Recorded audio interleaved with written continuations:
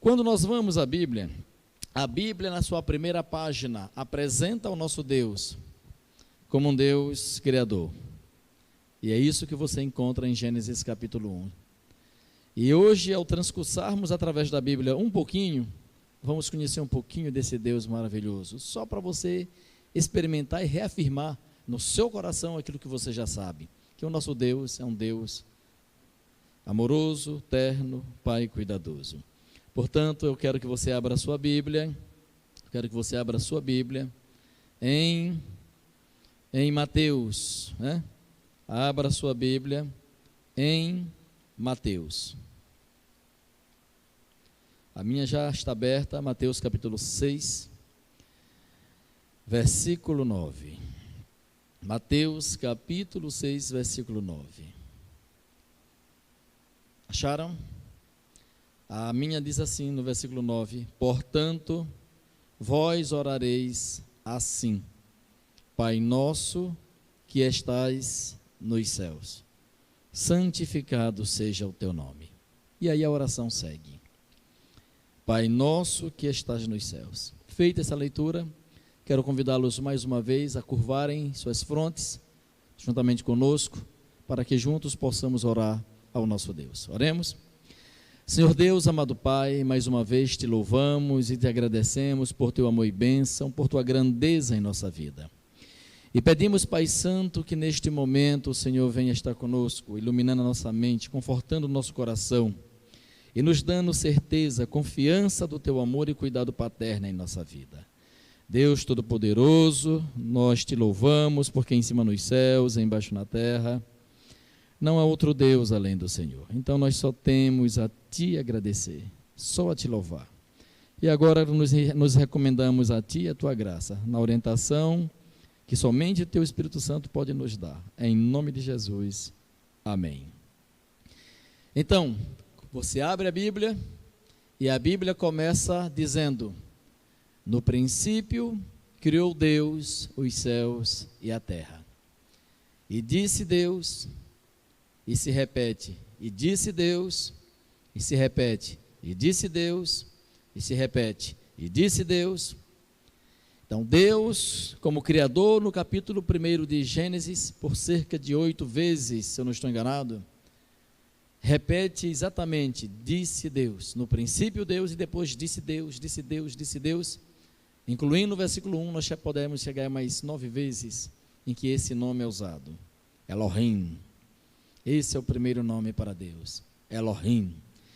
E no capítulo 20 de Êxodo, quando Deus vai escrever o seu primeiro mandamento, ele diz assim: não terás outros Elohims diante de mim. E o grande pecado dos judeus, dos hebreus, de Israel na antiguidade, foi fazer outros Elohims. A diferença entre Elohim e Elohim é que o Elohim do capítulo 1, ele é criador. Todo o universo, tudo que existe, foi feito por suas mãos. Obra do Pai, do Filho e do Espírito Santo. O nosso Deus é um Deus criador. E quando as pessoas agora fazem para si deuses, ídolos, imagens, atribuindo a eles o que não lhes é próprio, porque não são deuses, isso ofende a Deus. É uma concorrência injusta. Você transformar a glória do Deus Todo-Poderoso em pau, em pedra e em imagens de escultura. Então a Bíblia diz assim: não farás para ti imagens de escultura, nem semelhança alguma do que é em cima nos céus. E o primeiro mandamento diz: não terás outros Elohims diante de mim.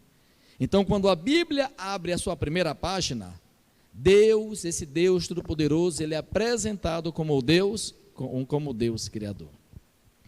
Quando o homem entra no cenário, que o homem é criado, então a Bíblia apresenta o segundo nome para Deus, que nós lemos como Adonai, né?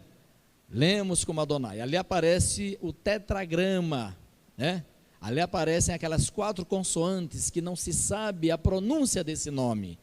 Alguns acreditam que é Jeová, outros leem Yahvé, outros leem Javé, e por aí vai. Mas para dizer, tenho certeza que essa é a pronúncia, que essa é a fonética do nome, isso nós não sabemos. Ninguém tem essa certeza. A pronúncia desse nome se perdeu através da história. Mas o fato, queridos irmãos, é que os judeus liam lá o tetragrama e eles leem lá Adonai. E Deus pela primeira vez é chamado de Elohim Adonai. Elohim Adonai.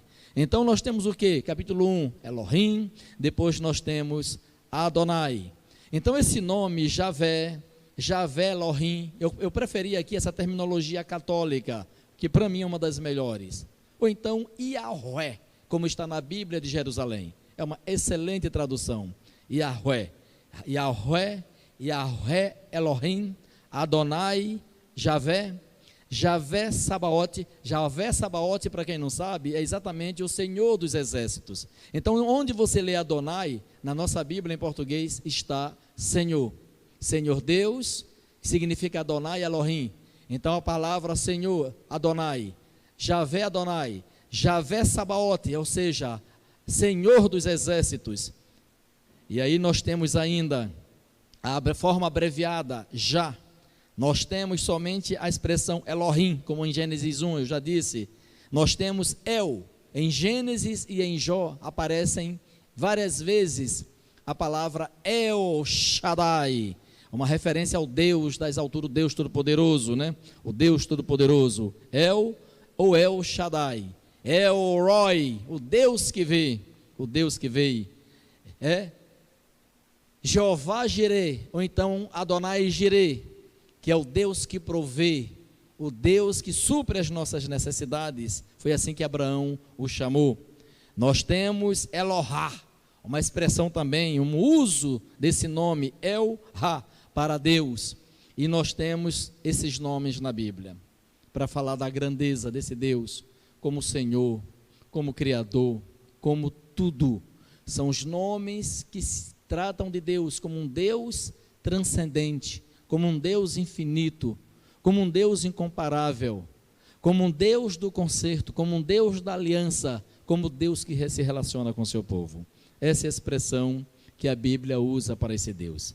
Mas veja, a Bíblia também usa outras expressões para esse Deus do concerto, de uma forma mais relacional, de uma forma mais como um Deus provedor, um Deus cuidadoso.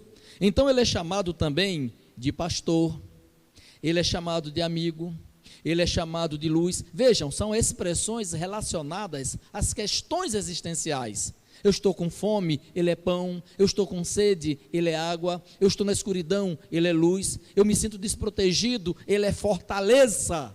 Ele é rocha. Me sinto perdido, ele é guia. Me sinto indefeso, ele é protetor. Se eu estou sem nada, ele é provedor. E queridos irmãos, essa forma maravilhosa como a revelação vai sendo dada é muito importante. É muito importante.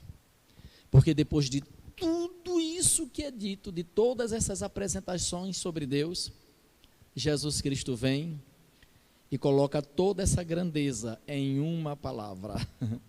E essa palavra é Pai. Pai. Que coisa, né? O que é que nós temos aqui? Se eu fosse colocar aqui dentro de uma estrutura hermenêutica, como eu já fiz aqui antes. Nós temos aqui uma apresentação de Deus que começa, digamos assim, olhando todo o Antigo Testamento, do geral para o particular. Quem é o teu Deus? Ele é Elohim. Esse Deus é Elohim. Quem é o teu Deus?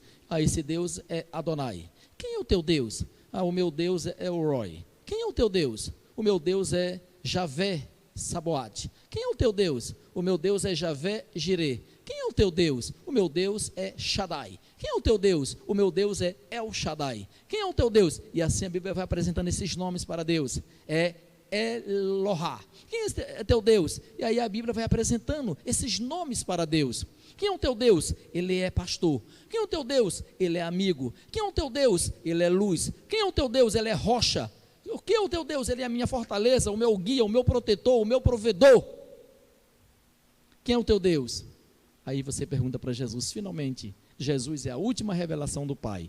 E Jesus diz, tudo esse Deus, esse que vocês chamam de Deus, ele falou assim para os fariseus, ele é o meu Pai, ele é o meu Pai.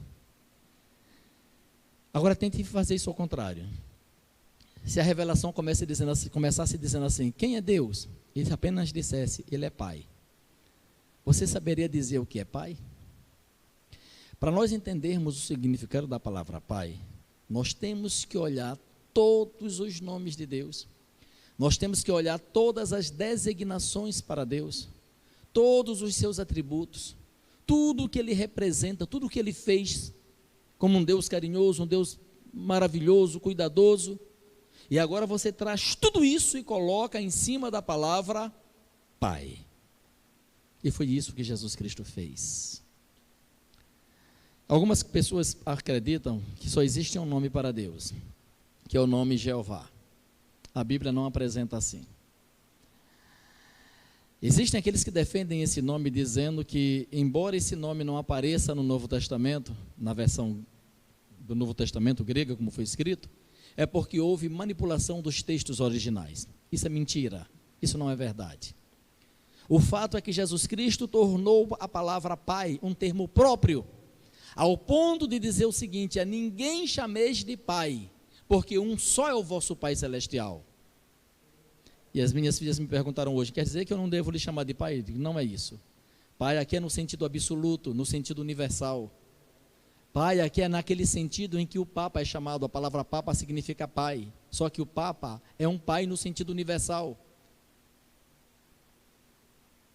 O Papa não tem filhos de sangue, porque o chamam de Pai, mas como um líder eclesiástico a nível universal, ele é chamado de Papa, ou seja, de Papai, e isso a Bíblia reprova, porque nesse sentido só existe um Pai, que é o Pai nosso que está nos céus, que é o Pai nosso que está nos céus.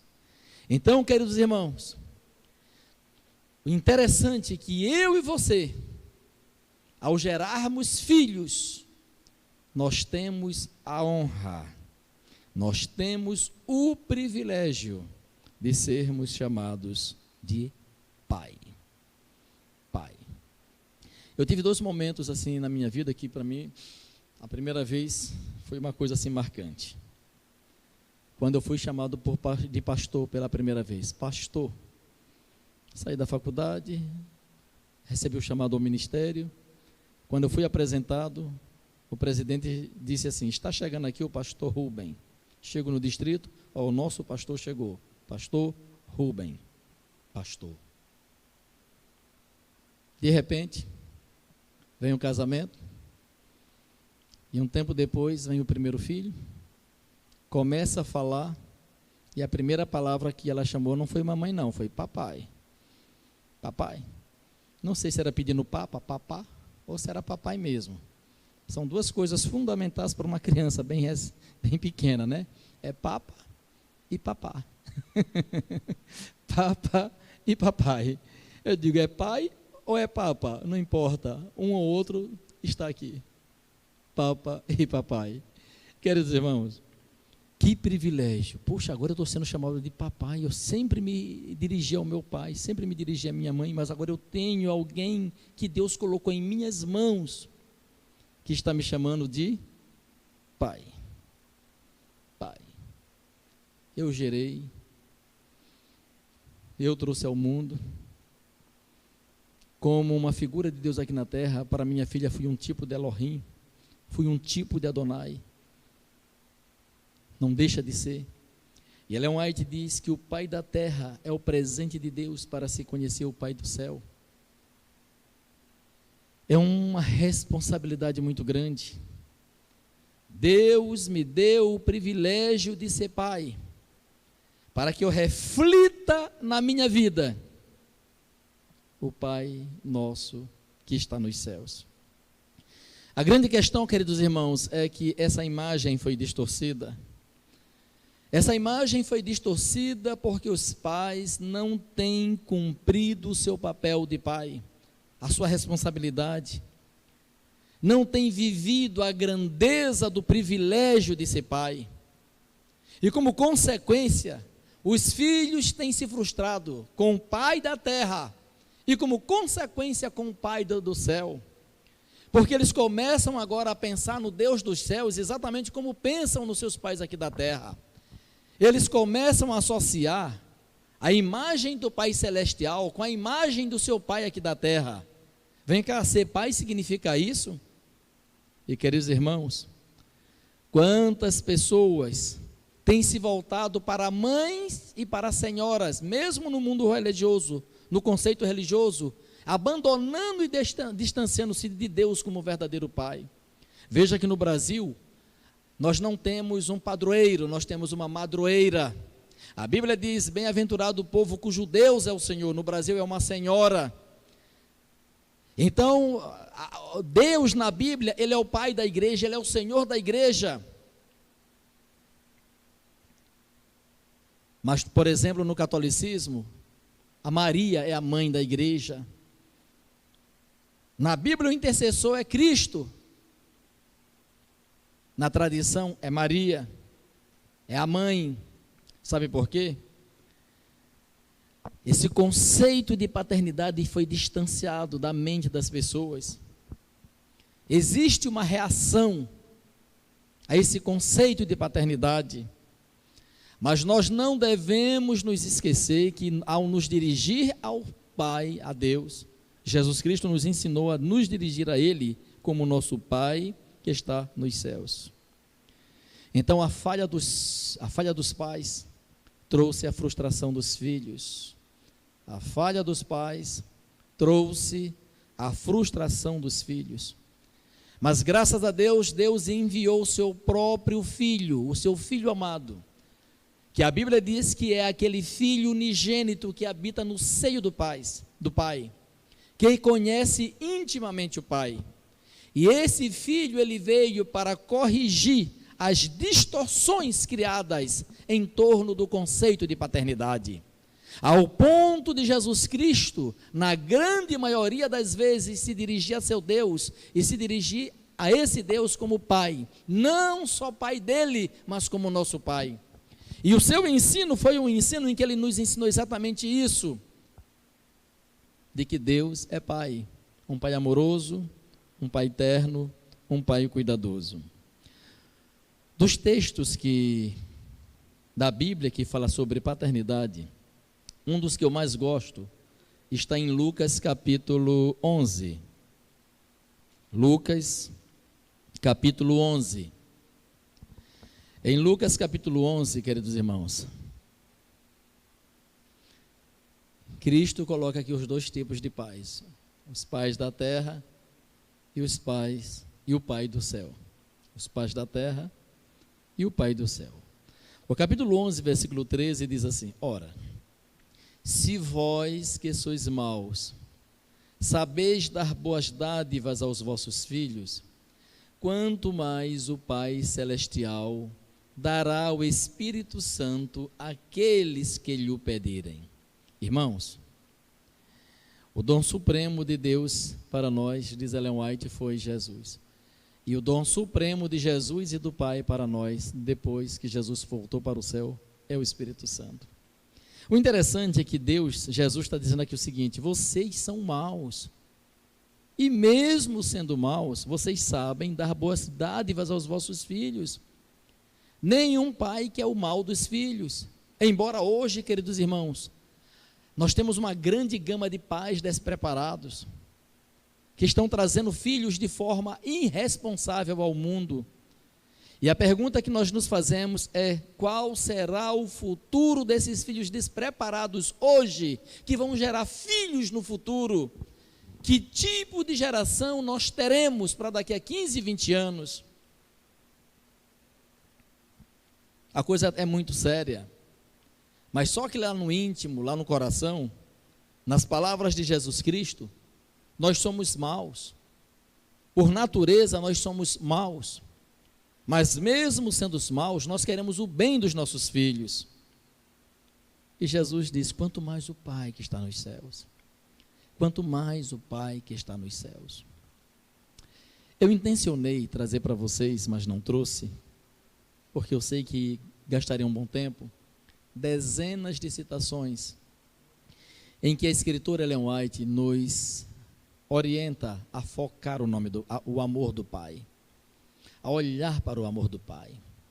Mas eu quero dizer que a Bíblia tem primazia sobre isso, porque a Bíblia diz que Deus amou o mundo de tal maneira que deu o seu Filho unigênito, para que todo o que nele crer não pereça, mas tenha vida eterna. Deus amou o mundo de tal maneira, e essa tal maneira, irmãos, nós temos na encarnação, nós temos na humilhação, nós temos na vida perfeita, nós temos na morte, nós temos na cruz. Só que não esgota, a história não é suficiente. Ellen White diz que nós precisaremos transcorrer os anos da eternidade para estudar, para entender o amor de Deus revelado na pessoa do seu Filho, porque como um Pai amoroso, Ele fez e está fazendo de tudo para nos salvar. Sabem por quê? Porque como sendo nós maus, nós sabemos dar coisas aos nossos filhos, boas dádivas. Agora, quanto mais o Pai que está nos céus.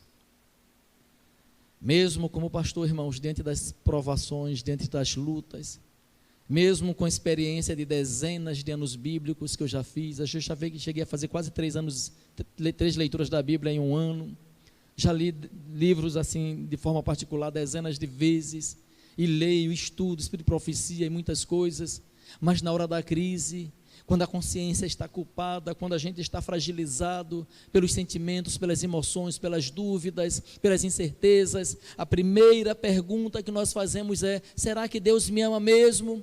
Será que eu sou tão particular para Deus, como diz Ellen White, como se não existisse outro na face da terra? Sabe, irmãos, nós estamos vivendo um período, uma época de tanta complexidade e fragilidade emocional, que na família onde tem 4, 5 filhos, sempre tem aquele filho que se sente o negligenciado, o desprezado. Eu já escutei uma expressão de um filho que ele diz assim: alguns aqui foram paridos, os outros foram dados à luz, né? Querem dizer o seguinte: uns recebem mais atenção, uns recebem mais amor, outros recebem mais carinho. Mas como eu escutei, conversando com a minha esposa ontem, hoje, lá eu com outra pessoa, quanto mais trabalhoso o filho, mais atenção e mais amor ele necessita, mais cuidado ele necessita. Não é uma política de amar mais e de amar menos, porque quem é pai, quem é mãe, quem ama, ama. E que é a salvação de todos. Um dos textos que eu mais gosto para tratar do amor de Deus, ainda não é João 3,16. O texto que eu gosto é João 14. João 14, versículo 9. Quando Filipe diz assim, no versículo 8: Senhor, mostra-nos o Pai. Veja que Filipe não diz assim: Senhor, mostra-nos Javé, mostra-nos Elohim, mostra-nos Adonai, mostra-nos El Roi, mostra-nos El Shaddai. Não é assim que Filipe fala. Filipe diz o quê? O que ele aprendeu de Jesus: Senhor, mostra-nos o Pai. Mostra-nos o Pai. E isso nos basta. Disse-lhe Jesus: Filipe, há tanto tempo estou convosco, e não me tens conhecido? Quem me vê a mim, vê o Pai. Como dizes tu: mostra-nos o Pai? Tu quer entender o Pai? Tu quer escutar o Pai? Tu quer ouvir o Pai? Tu quer conhecer o coração do Pai? Tu quer ver o sacrifício do Pai? Tu quer ver a morte do Pai? Tu quer ver o sofrimento do Pai? Olha para mim, para você ter uma ideia do que significa ser pai. Precisamos olhar para Jesus Cristo no seu nascimento, na sua vida, na sua morte, na sua intercessão. Jesus Cristo suando gotas de sangue, Jesus Cristo na sua agonia da cruz. Então ele diz assim: tu quer conhecer o Pai? Olha para mim. Quem ver a mim está vendo o Pai. E não é uma questão de ver questões físicas, irmãos, porque Jesus não estava tratando ali de aspecto físico, até porque ele estava num estado de humilhação, a sua glória não estava exibida, o seu poder como Deus Todo-Poderoso não estava sendo exibido. Ele se esvaziou, ele veio em semelhança de carne pecaminosa. Ele está tratando ali de caráter, de bondade, de misericórdia, de gentileza, de paternidade. Pai. E queridos irmãos, quer conhecer o Pai? Olha para Jesus, inclusive no Getsêmani, inclusive na cruz. Sabe, queridos irmãos, muitas pessoas duvidam do amor do Pai, tanto da terra como do céu, por causa das crises que se levantam. O pecado suscitou uma crise entre nós e o nosso Deus. Como nas famílias também se suscitam crises. A criança vai crescendo e vão surgindo crises. Aprender a falar, aprender a andar, aprender a se vestir, aprender a tomar banho, cuidado. E aí, queridos irmãos, vem o que mais? Vem a puberdade, vem as transformações hormonais, vem a primeira paixão, que a gente chama de apaixonite aguda, que a pessoa agora tira o pai, tira a sua mãe, pai e mãe se tornam até inimigos. O adolescente, o jovem, passa a olhar para os seus pais como inimigos. Ele amou, ele casou, ele teve filho, não quer agora que eu me case, não quer agora que eu seja feliz. E as crises começam a se levantar dentro da família, dentro do lar. Queridos irmãos, os psicólogos, os especialistas colocam isso como etapas normais dentro de uma relação, dentro das crises que se apresentam. E Deus é apresentado na Bíblia como se estivesse fazendo parte também desse nosso enredo, para nós entendermos como Deus também se relaciona conosco, e como Ele aprova e como Ele desaprova alguns caminhos, algumas posturas que nós tomamos. O Deus da Bíblia é o Deus que se ira, Ele se chateia. Deus, Ele é amor, Ele aprova tudo. É errado, Ele é amor, mas Ele não aprova tudo. Ele não aceita julgo desigual. Ele não aceita, queridos irmãos, o filho da luz andando com o filho das trevas, se envolvendo. Ele não aceita a aparência do mal. Ele não aceita a idolatria. Ele não aceita essa concorrência injusta. Ele não aceita. E assim como Deus não aceita, os pais também da terra não aceitamos muitas coisas que os filhos fazem. E aí o pai briga com seu filho. O pai chama a atenção do seu filho. E o filho agora começa a olhar para o seu pai como um rival, como um inimigo. Meu pai não me ama, meu pai está contra mim, meu pai não me entende. Não é assim. E eu quero trazer como ilustração um dos livros do Velho Testamento. Eu estou lendo agora o livro de Isaías, estou com 6 meses e não consigo sair. E eu estou encantado. Mas eu sempre fui fascinado pelo livro de Oséias. Porque o amor de Deus, irmãos, é retratado ali no livro de Oséias de uma forma que, Pai de misericórdia, é uma coisa muito maravilhosa. E no capítulo 8, versículo 5, nós temos a manifestação da ira de Deus por conta do pecado do seu filho, Efraim. Efraim era a principal tribo de Israel. Então, o profeta, ele alterna os termos. Então são termos intercambiáveis, uma hora é Israel, outra hora é Efraim, mas está se tratando ali do todo, das 10 tribos do norte. E no capítulo 8, verso 5, diz assim: o teu bezerro, ó Samaria, é rejeitado, a minha ira se acende contra eles, até quando serão eles incapazes da inocência? Então Deus está dizendo o seguinte: estou chateado com você está caindo na idolatria, você está se tornando um filho rebelde, você está saindo do caminho do Senhor. O capítulo 8, verso 14 ainda diz assim: porque Israel se esqueceu do seu Criador e edificou palácios, e Judá multiplicou cidades fortes, mas eu enviarei fogo contra as suas cidades, fogo que consumirá os seus palácios. Deus está dizendo o seguinte: eu sou teu pai e eu vou te disciplinar. Tu está trilhando um caminho, tu quer construir castelos que eu não aprovo. Tu está querendo construir uma casa que não tem a minha bênção, então eu vou te disciplinar. E não é porque eu te odeio, é porque eu te amo, porque eu sou teu pai. Essa é uma fase que nós temos aqui no livro de Oséias. A outra fase que nós temos aqui no livro de Oséias está no capítulo 11, versículo 1, onde agora nós não temos ira, nós temos agora pedido, nós temos súplica. E o pai, que é pai, faz isso, meus irmãos. O pai suplica ao filho, incrível, o pai suplicando ao filho. Geralmente é o filho que suplica ao pai, mas o pai agora vê o filho se desviando, trilhando caminhos tortuosos. E o pai diz assim: filho, olha aqui, deixa eu dizer uma coisa. Quando Israel era menino, eu o amei, e do Egito chamei o meu filho.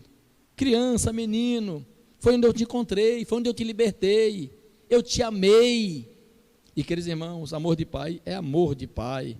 O versículo 4 diz assim: atraí-os com cordas humanas, com laços de amor, fui para eles como quem alivia o jugo de sobre as suas queixadas, e me inclinei para dar-lhes de comer. O que a Bíblia está dizendo? Olha como eu te tratei, eu me relacionei contigo com cordas humanas, laços. E, queridos irmãos, aqui é uma projeção do que Jesus Cristo se tornaria na sua humanidade, nos entendendo, nos compreendendo, sentindo nossas dores, sabendo o que significa ser humano. Então aqui fala o que? Da súplica de Deus para o seu filho, dizendo: olha, veja o que você vai fazer, eu te suplico para que você não se desvie. E finalmente o capítulo 11, versículo 8, a primeira parte, que diz assim: como te deixaria, ó Efraim? Como te deixaria? De um lado nós temos Deus dizendo o seguinte: eu vou te punir, eu estou chateado contigo, eu vou te irar. Mas ao mesmo tempo esse Deus que está com um chicote na mão, ele diz assim: por que eu vou fazer isso? Eu preciso fazer isso, mas por que eu tenho que fazer isso? Por que eu tenho que falar brabo contigo, meu filho? Por que eu tenho que ralhar contigo? Por que eu tenho que te disciplinar? E finalmente, queridos irmãos, nós temos aqui também Deus sobressaltado. Nós temos Deus sobressaltado com a situação. Sabe quando você tem um filhinho ali que você cria de uma forma maravilhosa, carinhosa, de repente esse seu filho está fazendo coisas que tu não imagina? Vem cá, meu filho fez isso? Não, fez não. Fez não. Meu filho não fez isso. Mas Deus, às vezes, ele parece assim, estar sobressaltado. Capítulo 6 de Oséias, versículo 4: que te farei, ó Efraim? Que te farei, ó Judá? Porque o vosso amor é como nuvem da manhã e como orvalho da madrugada que cedo passa. Hoje vocês estão me professando agora, no dia dos pais, que vocês me amam. Agora vocês estão me dando presente, mas de repente vocês estão me ofendendo. De repente vocês estão brigando entre vocês. De repente vocês estão demonstrando mais amor pelos de fora, traindo a família. Aí Deus fica assim: vem cá, eu não estou entendendo esse coração de vocês. Eu não estou entendendo esse amor de vocês, eu não estou entendendo essa fidelidade de vocês. Sabemos, irmãos, que Deus, como Deus, sabe de todas as coisas, mas Deus está se expressando como nós nos expressamos. Não é assim que você se dirige ao seu Deus?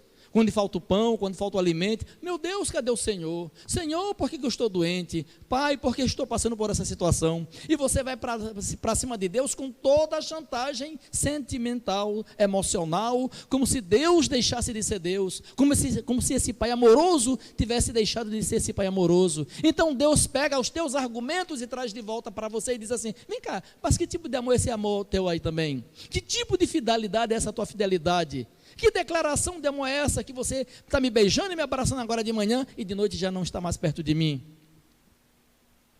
É como se Deus estivesse sobressaltado. Capítulo 7, versículo 11 diz a mesma coisa. Porque Efraim é como uma pomba enganada, sem entendimento, está iludida, está hipnotizada, perdeu a noção.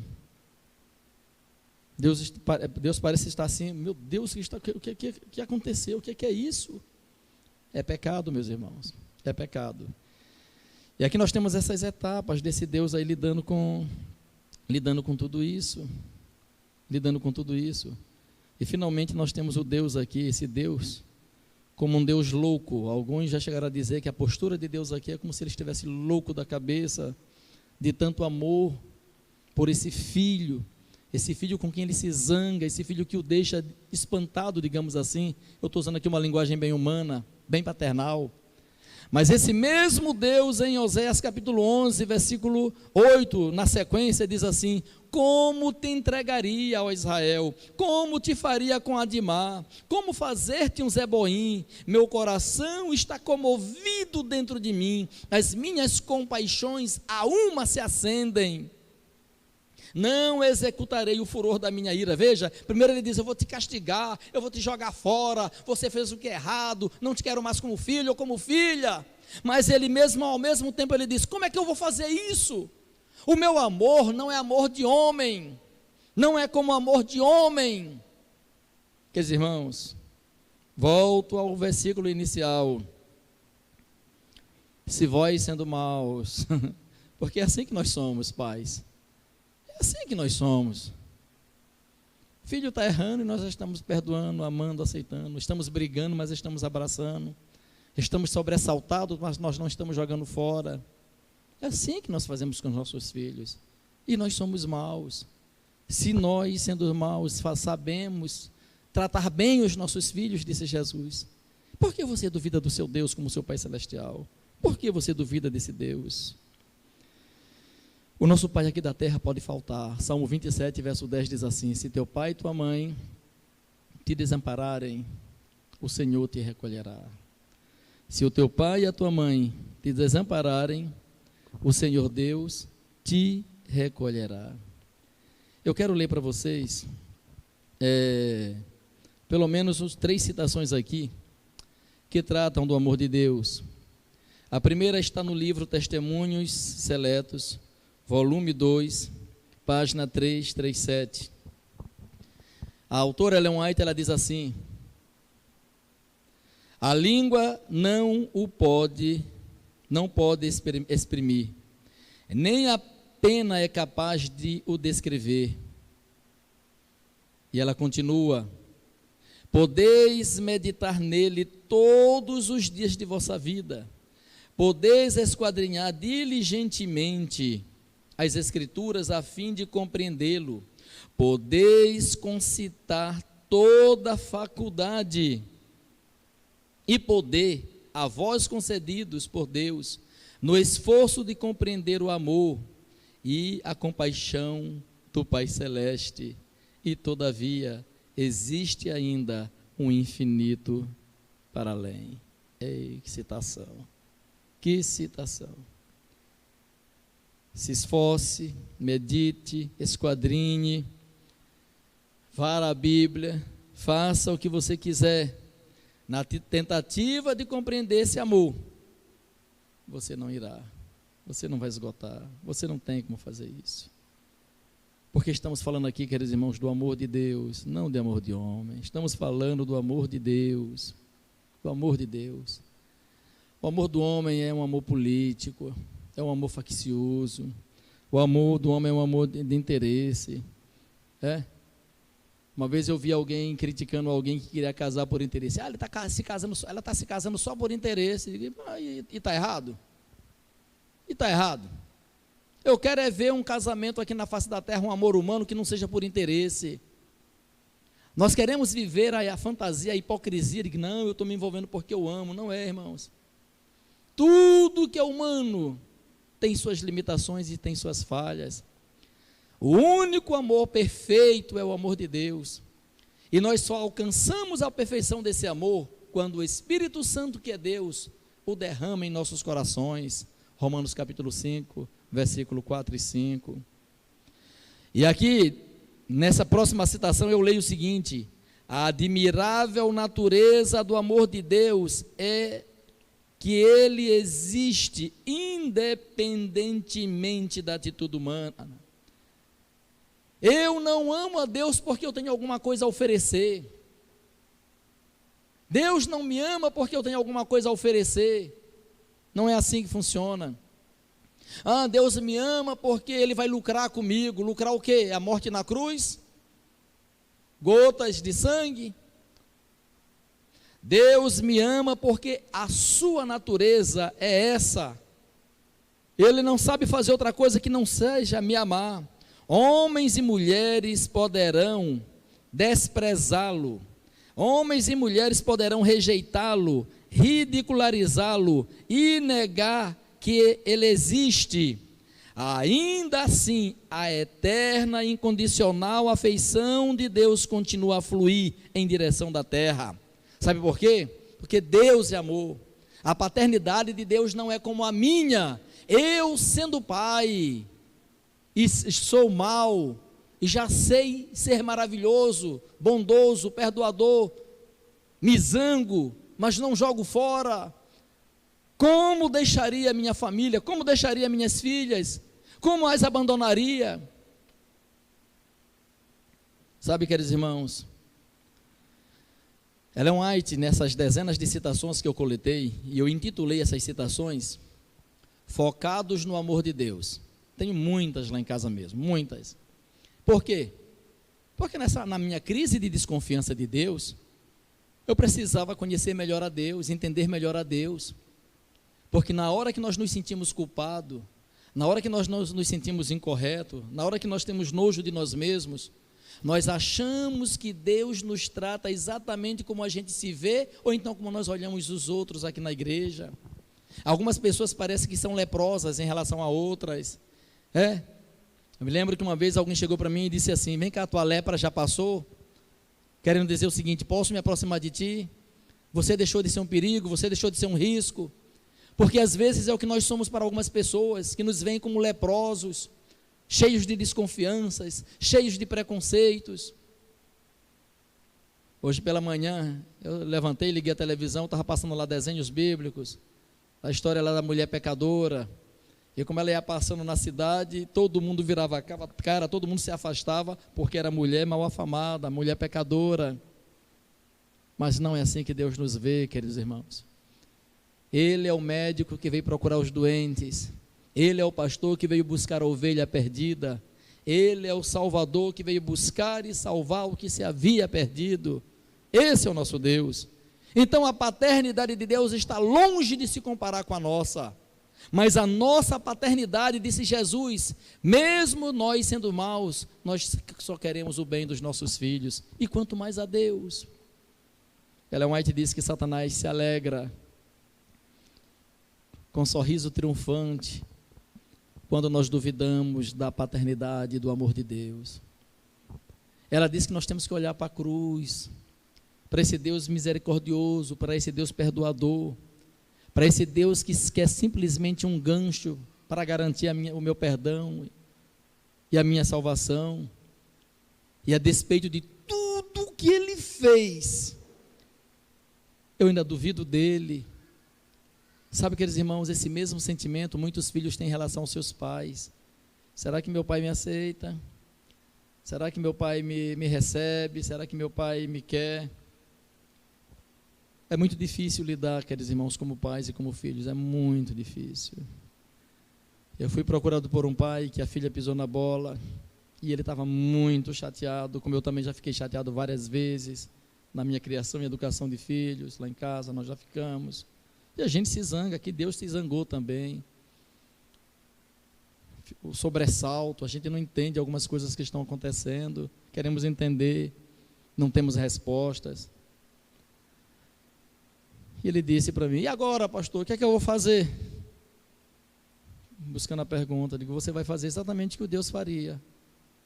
Você sempre foi santo, você sempre foi correto, você deixou de pecar, a sua vida é 100% ilibada.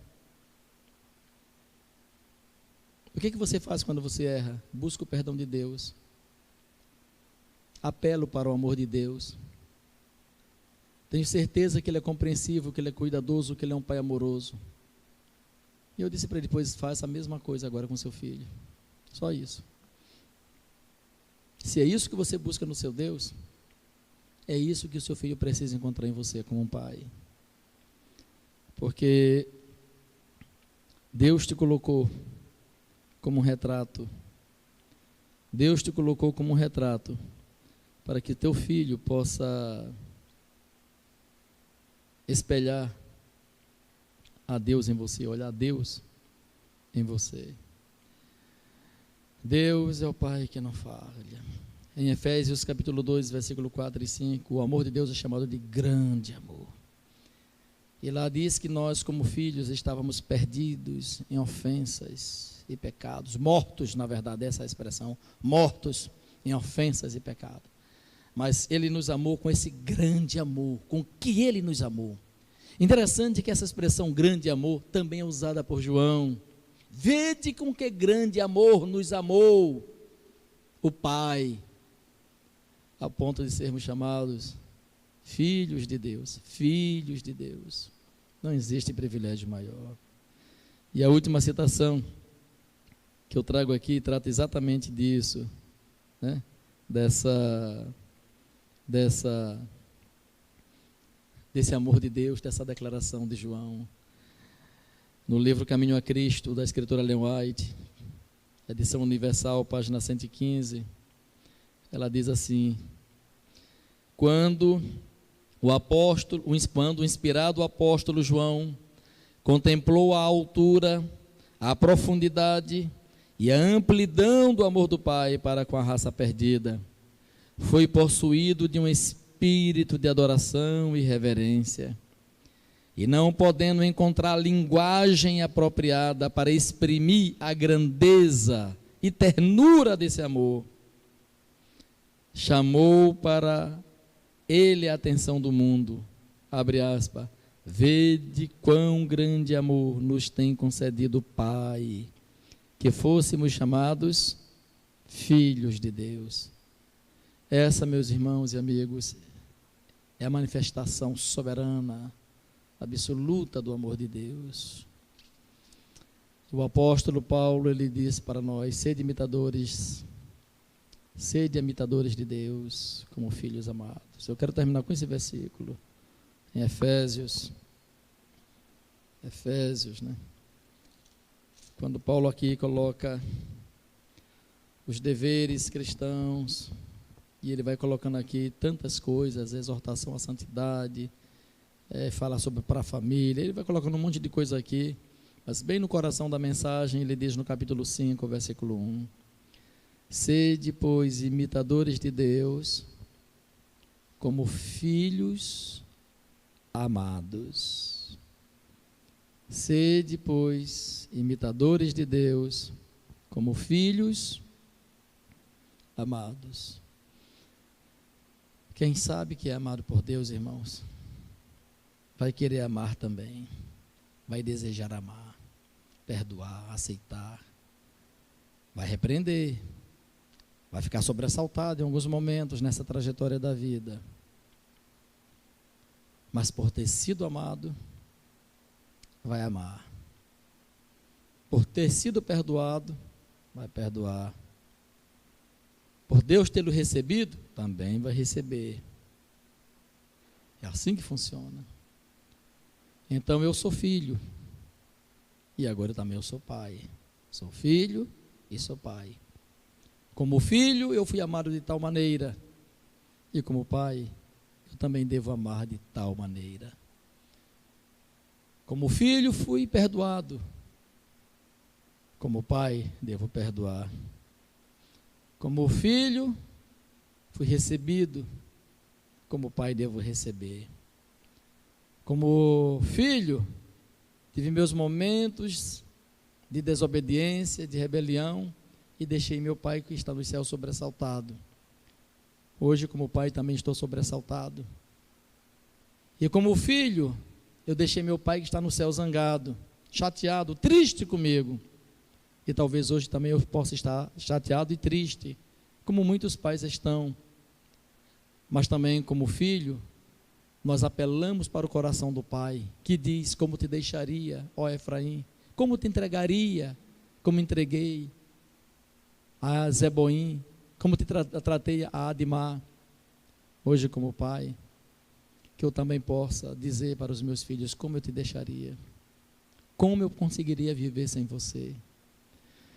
Quando eu estudei uma lição do Evangelho de Marcos, o autor apresentou ali uma citação que eu julguei ser de Ellen White, eu não me lembro bem, parece-me que não é, onde é usada exatamente esta expressão aqui: como te deixaria, ó Efraim?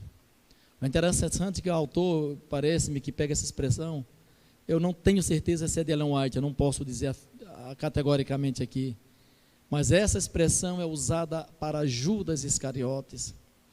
Às vezes nós transferimos o nosso coração, o nosso sentimento de justiça, de vingança, e olhamos com muito ódio para Judas Iscariotes. Mas tudo que nosso Pai pôde fazer para salvá-lo, Ele fez. mesmo sem tê-lo chamado, o aceitou no grupo, deu para ele uma posição de privilégio, que foi a posição de tesoureiro, era um dos mais letrados, era um dos únicos acadêmicos do grupo, preparado. E o autor da lição usa essa expressão: como te deixaria, ó Efraim? Judas sendo tratado como esse filho a quem Jesus Cristo tanto amava e tanto queria salvar. Queridos irmãos, se alguém se perder, não foi porque faltou amor e não foi porque faltou um Pai Celestial, é porque as pessoas resolveram não confiar e não se entregar inteiramente a esse amor infinito. Meu desejo nesta noite é que eu e você, como pais, nós possamos nos espelhar nesse Deus, nesse incomensurável amor, nesse coração tão cuidadoso, tão amoroso, para que os nossos filhos possam olhar para nós com confiança, saber que podem se abrir, saber que podem confessar, saber que podem confiar, sabendo que mesmo que a gente em alguns momentos se zanga, mas que nós jamais te deixaríamos, nós jamais te abandonaríamos. Mas se em algum momento nós, como seres humanos, como pais humanos, falharmos com você, tenha certeza que existe um Deus Todo-Poderoso, um Pai Celestial, que não te abandonará. Ainda que a mãe venha abandonar, esse Pai não abandona. Ele é o Pai que não falha. Que Deus te abençoe. Que hoje seja um dia especial na sua vida, mas que todos os dias da sua vida como pai possam ser um exemplo, um espelho da vida do Pai do céu na tua própria vida para os teus filhos. Que Deus, portanto, te abençoe em nome de Jesus. Oremos. Senhor Deus, amado Pai, obrigado por teu amor, Senhor, teu incomensurável amor, amor eterno, amor divino, amor infinito. Obrigado, Pai Santo, porque sendo um Deus todo-poderoso, Criador, o Deus que é apresentado como Elohim, como Adonai, como El Shaddai, o Deus que é apresentado, Pai Santo, como pão, como água, como pastor, como amigo, como protetor, como rocha, como fortaleza e tantos outros atributos, tantas outras qualidades, Pai Santo. E com certeza o nosso Deus está além da linguagem humana. O Senhor ultrapassa o próprio céu. E, ó Deus Todo-Poderoso, o teu amor foi demonstrado por nós como um Pai amoroso, cuidadoso, na tua encarnação, na tua vida e, sobretudo, Senhor, na tua morte ali na cruz do Calvário. O Senhor nos ensina, Pai Santo, a amar. O Senhor nos dá o exemplo de como amar. Temos tantas dúvidas no nosso coração acerca de Ti, Pai Santo, e nós queremos Te ver, Te conhecer, saber sobre Ti. E o Teu Filho que se tornou homem, Ele diz: olhem para mim. Quem ver a mim, ver o Pai. As Tuas palavras são as palavras do Pai. A Tua morte é a morte do Pai. O Teu sacrifício é o sacrifício do Pai. Ó Deus, a Tua ternura é a ternura do Pai. A Tua misericórdia é a misericórdia do Pai. E o Senhor nos deu esse privilégio de ser também Pai, para que como um pequeno exemplo nós possamos espelhar a Tua grandeza para os nossos filhos, para aqueles que nos cercam. E, ó Deus, que nós possamos realmente ter de Ti poder e força para cumprir o mandamento. Sede meus imitadores, sede imitadores de Deus como filhos amados. E ajuda-nos e ensina-nos a Te imitar, Senhor, para que nós possamos ensinar os nossos filhos a confiar em nós e através de nós a confiar também em Ti, para que eles possam entender que nós como homens somos maus e mesmo sendo maus nós queremos o melhor para eles, quanto mais o Senhor, nosso Pai que está nos céus.